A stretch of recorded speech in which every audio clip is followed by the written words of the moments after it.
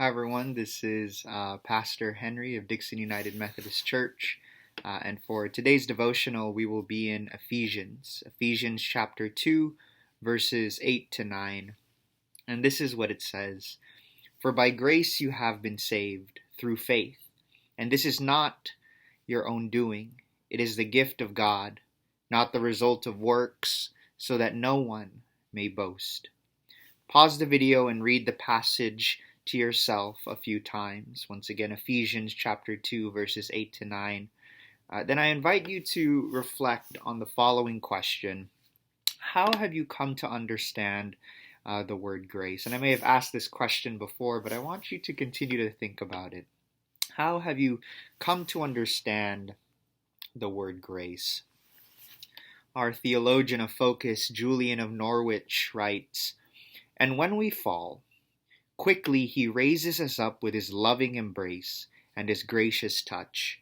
And our falling is not evidence of divine negligence or lack of love, for we need to fall, and we need to see it.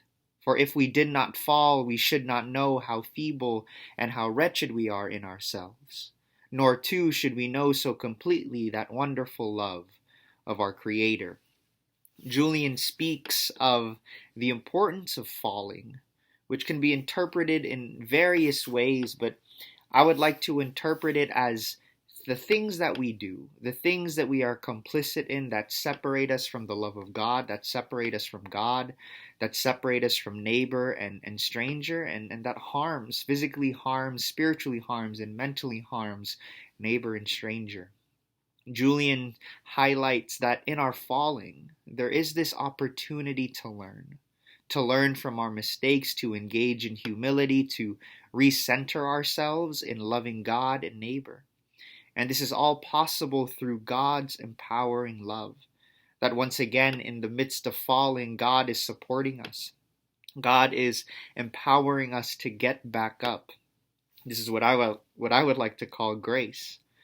It is a gift of God that God is working in our lives to move us toward life. That God is placing people in our lives, providing us with community. I think that's important.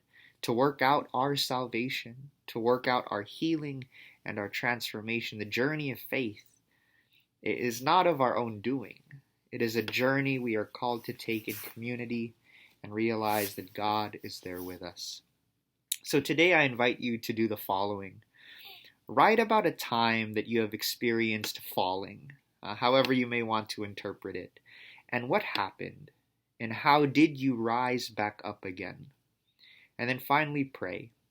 Pray for those who struggle to have faith and hope in the midst of all that is going on, and let us pray for those facing cynicism, poverty, and despair. May you all have a blessed day.